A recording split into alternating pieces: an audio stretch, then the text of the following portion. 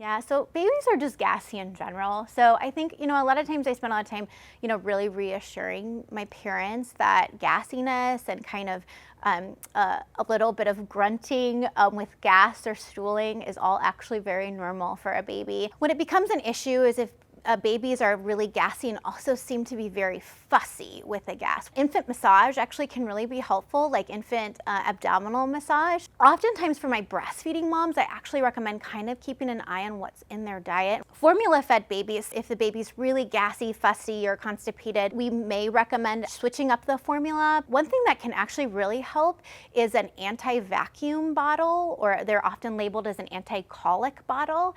They have kind of a vented nipple, so what it does is it decreases the amount of air that a baby is gulping down while eating.